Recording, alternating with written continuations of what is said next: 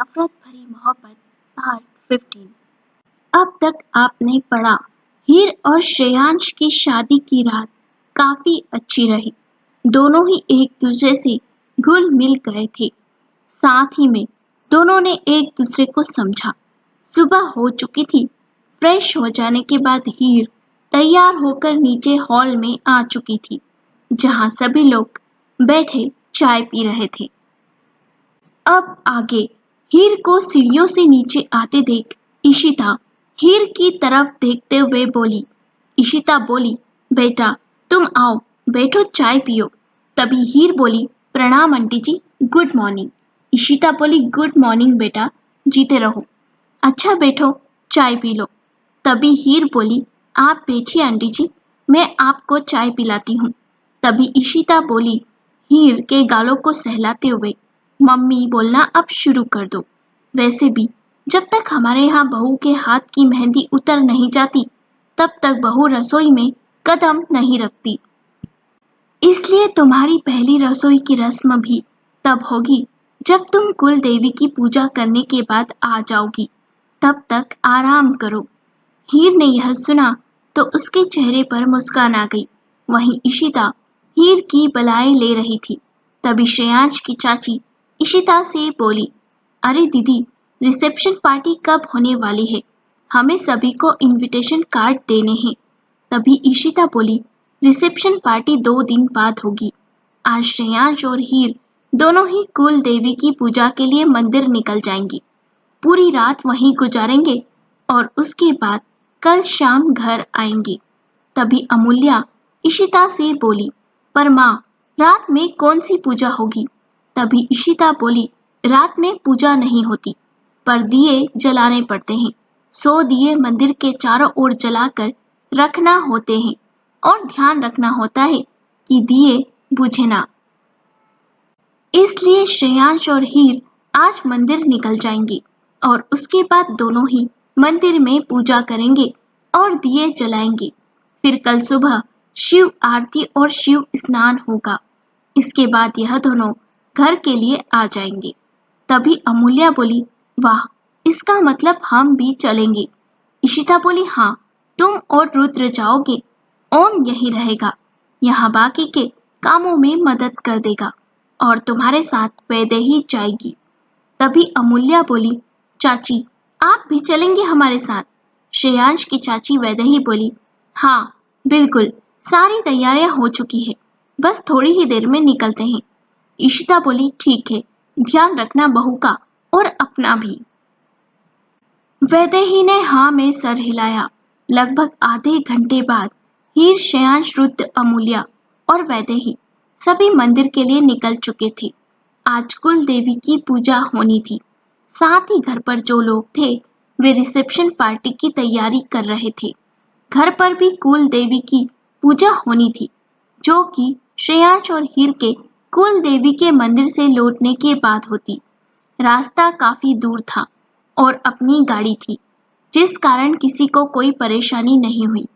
सभी लोग एंजॉय करते हुए वहीं लगभग 3 घंटे बाद सभी मंदिर पहुंच चुके थे, जहां पंडित जी पहले से ही उन लोगों का इंतजार कर रहे थे। जैसे ही पंडित जी ने उन लोगों को आते हुए देखा तो वे उनका स्वागत करने लगे।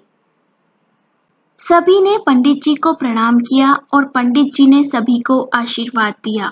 थोड़ी ही देर में पूजा शुरू हुई। पूजा में हर किसी का ध्यान लगा हुआ था। पूरा दिन यूं ही बीत गया। रात होने क्यों थी। पूजा के मुताबिक आज रात को ही 100 दिए हीर और श्रेयांश ने मिलकर जलाने थे, जिसकी तैयारी में वैदेही जी के साथ वे दोनों लग गए। वहीं रुद्र और अमूल्या दोनों ही फोटो क्लिक करने में लगे हुए थे। तभी अमूल्या के फोन पर किसी की कॉल आई। फोन कॉल अननोन नंबर से था। अमूल्या ने फोन कॉल रिसीव किया तो दूसरी तरफ से आवाज सुनकर वह एक पल के लिए चौंक गई। अमूल्या ने फोन रिसीव किया और बोली, हेलो कौन? दूसरी तरफ से आवाज आई। आवाज बोली, मैं लक्ष्य बोल रहा हूँ, हीर दीदी का भाई। जैसे ही अमूल्या ने लक्ष्य का नाम सुना तो वह न जाने किन ख्यालों में चली गई। दूसरी तरफ लक्ष्य हेलो हेलो कहता रहा। तब जाकर अमूल्या का ध्यान चेतना में आया। अमूल्या हड़बड़ाते हुए बोली, हाँ हाँ सॉरी, वह नेटवर्क इशू था। बोलो, तुमने मुझे फोन किया, क्या बात है? अमूल्या की सांस कंट्रोल नहीं हो रही थी। तो वही लक्ष्य बोला, वह दीदी का फोन नहीं लग रहा था। आंटी जी को फोन किया तो उन्होंने बताया कि वह कुल देवी की पूजा के लिए निकल चुकी है। तुम लोग साथ हो, इस वजह से मैंने तुम्हें फोन कर लिया। मम्मी दीदी से बात करना चाह रही थी। तभी अमूल्या बोली, भाभी तो अभी पूजा की तैयारी में लगी हुई है, 1 मिनट मैं बात कराती हूँ। तभी लक्ष्य बोला, अगर बिजी है तो रहने दो, मैं मम्मी को बता दूंगा। इतना कहकर लक्ष्य चुप हो गया। तो वहीं अमूल्या बोली, ठीक है, अगर जरूरी बात है तो बता दो, मैं भाभी को बोल दूंगी। लक्ष्य बोला, नहीं, जरूरी बात नहीं, बस ऐसे ही माँ कभी दीदी से दूर नहीं रही, इसलिए थोड़ा बेचैन हो रही थी। तुमसे बात हो गई है, मैं माँ को बता दूंगा। तभी अमूल्या लक्ष्य से बोली, लक्ष्य, मुझे तुमसे कुछ बात करनी थी, तुम कब फ्री हो? अमूल्या के यूं कहने पर लक्ष्य बोला, हाँ बोलो, क्या बात करनी है? कॉल पर ही बता दो। अमूल्या बोली, नहीं, मुझे मिलकर करनी है। लक्ष्य अमूल्या की बात का जवाब देते हुए बोला, ठीक है, रिसेप्शन के दिन मिलते हैं। तभी अमूल्या बोली, तुम समझ नहीं रहे हो लक्ष्य, मुझे तुमसे अकेले में मिलना है और तुम बातें बनाए जा रहे हो। जैसे ही अमूल्या ने जोर से कहा तो दूसरी तरफ से लक्ष्य भी अमूल्या की इस हरकत को देखकर हैरान था। तभी अमूल्या अपने सेंस में आई और बोली, सॉरी, मतलब मुझे तुमसे मिलना है, पर इसका मतलब यह थोड़ी ना कि रिसेप्शन पार्टी में बात करूंगी, पर्सनल बात है थोड़ी। तभी लक्ष्य बोला, आज तो तुम मिल नहीं सकती क्योंकि आज तुम दूर हो, कल तुम्हारे घर में पूजा है, मम्मी लोग भी आ रहे हैं, पर मैं नहीं आ रहा हूँ। तो एक काम करते हैं, कॉलेज में मिलते हैं सीधे। अमूल्या बोली, ठीक है, पर कल कॉलेज जाना मुश्किल हो सकता है, पूजा है घर में, मैं कैसे आऊंगी? तभी लक्ष्य बोला, मुझे ऑफिस भी जाना है, मीटिंग है अर्जेंट। अगर कल नहीं मिल पाओगी तो फिर 1 हफ्ते बाद मिलेंगे, क्योंकि यह 1 हफ्ता मेरे लिए बहुत बिजी रहने वाला है। जैसे ही अमूल्या ने यह सुना तो उसने अपना सर पीट लिया और बोली, ठीक है, कल मिलते हैं, पर कल कॉलेज में नहीं मिलेंगे, पहले ही बता दे रही हूँ। लक्ष्य बोला, ऐसी कौन सी जरूरी बात करनी है तुमको मुझसे, जो तुम कॉलेज में भी नहीं मिलना चाह रही हो? कहीं तुम मेरा फायदा तो नहीं उठाने वाली हो? तभी अमूल्या बोली, इतनी भी सुंदर नहीं हूं मैं जो तुम्हारा फायदा उठाऊं। वैसे भी तुमसे ज्यादा लड़के आगे पीछे घूमते हैं मेरे। वहीं लक्ष्य बोला, घूमेंगे ही, वो तो तुम लड़की हो, अब लड़के मेरे पीछे थोड़ी ना घूमेंगे। तभी अमूल्या बोली, बहुत ही बकवास जोक था। लक्ष्य बोला, ठीक है, कल मिलते हैं। लक्ष्य बोला, ठीक है, कल मिलते हैं, टाइम और एड्रेस बता देना, जल्दी बताना। इतना सुनते ही अमूल्या ने हाँ में जवाब दिया और फोन काट दिया। वहीं लक्ष्य फोन कट हो जाने के बाद खुद से ही बोला, न जाने क्या है ये लड़की, कॉलेज में तो बात करती नहीं थी और अचानक मुझे अकेले में मिलने बुला रही है, कुछ तो गड़बड़ है। वह इतना बोल ही रहा था कि तभी पीछे से एक लड़की की आवाज आई। लक्ष्य का ध्यान टूटा तो उसने देखा कि वहां रीमा आई हुई थी। लक्ष्य ने रीमा की तरफ देखा और कहा, रीमा तुम? तभी रीमा थोड़ी सी गुस्से में बोली, बहन की शादी हो गई और किसी ने इनविटेशन कार्ड देना तक जरूरी नहीं समझा। तभी लक्ष्य बोला, सॉरी यार, बुलाना तो सभी दोस्तों को चाह रहा था, पर जल्दी जल्दी में नहीं हो पाया। तभी रीमा बोली, कोई बात नहीं। वैसे लक्ष्य तुम फ्री हो? मुझे तुमसे कुछ जरूरी बात करना थी। लक्ष्य बोला, हाँ बोलो। रीमा बोली, यह नहीं, कहीं और चले। लक्ष्य बोला, पर जाना कहाँ है? रीमा बोली, मैं बता रही हूँ ना, तुम बस चलो, मुझ पर भरोसा रखो।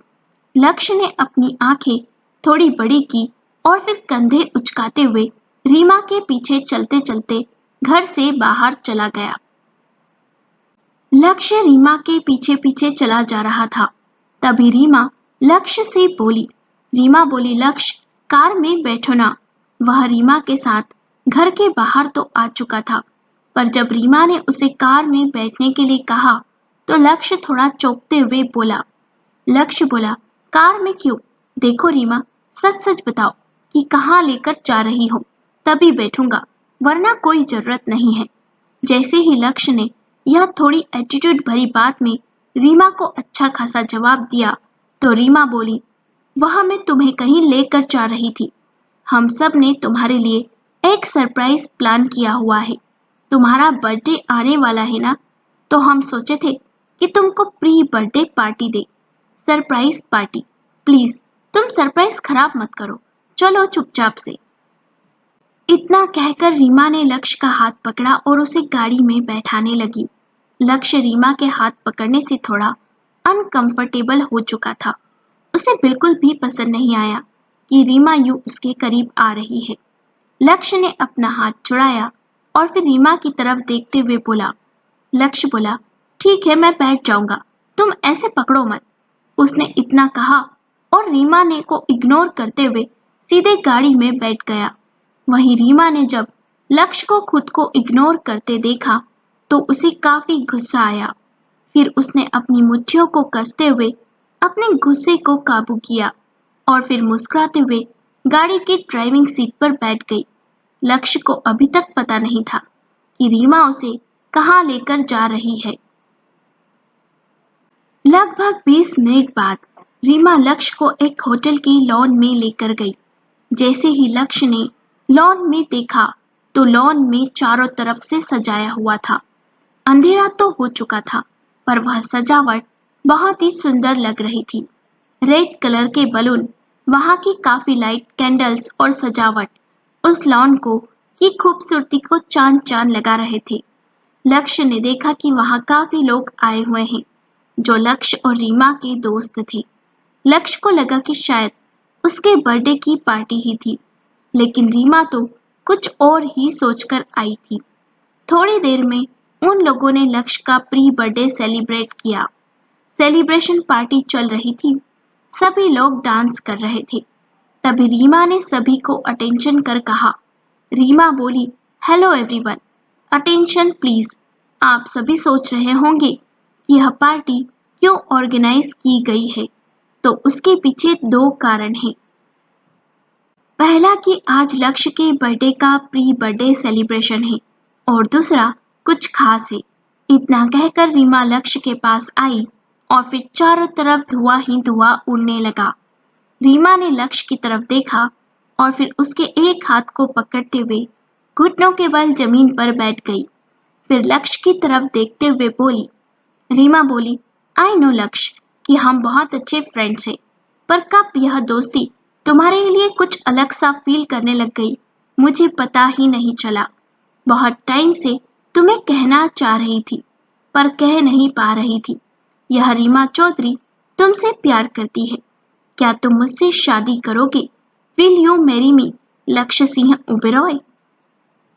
जैसे ही रीमा ने यह कहा तो सभी लोग जोर जोर से हुटिंग करने लगे। वहीं रीमा की बहुत सारी तस्वीरें खींची जा चुकी थी। उसके दोस्तों ने ग्रुप में यह तस्वीरें डाल दी थी। तभी लक्ष्य ने रीमा के मुंह से यह सुना तो उसने अपना हाथ झट से रीमा के हाथों से छुड़ाया और बोला।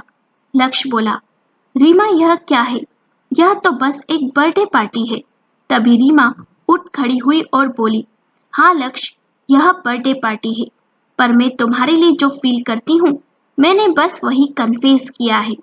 रीमा ने जैसे ही लक्ष्य को प्रपोज किया तो सभी लोग जोर जोर से हुटिंग करने लगे और लक्ष्य को यस यस कहते हुए रीमा के प्रपोजल को स्वीकार करने के लिए बोलने लगे। पर लक्ष्य ने रीमा से अपना हाथ छुड़ाया और फिर रीमा को खड़ा करते हुए रीमा की तरफ देखकर बोला। वहीं दूसरी तरफ लक्ष्य से बात हो जाने के बाद अमूल्या काफी खुश थी और रिलैक्स फील कर रही थी। वह बस कल होने का इंतजार कर रही थी कि कल वह जल्दी से घर पहुंचे और उसके बाद लक्ष्य से मिलने जाए, ताकि लक्ष्य के सामने वह कल अपने दिल की बात कह सके। इन्हीं ख्यालों में खोई हुई वह मंदिर में काफी चहक रही थी, पर थोड़ी ही देर में उसके फोन पर अचानक एक वीडियो और फोटो आई जिन्हें देखकर अमूल्या शॉक्ड हो चुकी थी। उसने वे फोटो और वीडियो देखी तो उसकी आंखों से हल्के आंसू बहने लगे। उसने देखा कि वह इस समय कहाँ है, तो उसने अपने आंसुओं को साफ किया और उसके बाद सीधे वैदेही के पास गई और वैदेही से बोली। अमूल्या बोली, चाची मेरी तबीयत कुछ ठीक नहीं लग रही है, मैं कमरे में जा रही हूँ, अगर जरूरत पड़े तो मुझे बुला लीजिएगा। तभी वैदेही बोली, क्या हुआ बिटिया, तू ठीक तो है ना? अमूल्या बोली, पता नहीं, अचानक से सरदर्द होने लगा। तो वैदेही बोली, तेरी आंख क्यों लाल हो रही है, ज्यादा दर्द हो रहा है? अमूल्या बोली, ज्यादा नहीं, मैं आराम करूंगी तो ठीक हो जाएगा, आप चिंता मत करो। तो वहीं वैदेही बोली, ठीक है, मैं यहाँ रहकर हीर और श्रेयांश के साथ रुकती हूँ, तू एक काम कर, तू रुद्र के साथ रूम पर चली जा। अमूल्या ने हाँ में सर हिलाया और सीधे रुद्र के साथ कमरे की तरफ चली गई। आखिर क्या बोला होगा लक्ष्य रीमा से? क्या वह रीमा के इस प्रपोजल का आंसर पॉजिटिव वे में देगा या फिर आएगा कहानी में कोई नया तूफान? साथ ही ऐसा क्या देखा अमूल्या ने अपने फोन पर जिसे देखकर उसके होश उड़ गए? यह तो आने वाला वक्त ही बताएगा। आपको कहानी का यह भाग कैसा लगा? कमेंट सेक्शन में कमेंट करके जरूर बताइएगा। कहानी पसंद आई हो तो लाइक करें, शेयर करें और चैनल को सब्सक्राइब करें।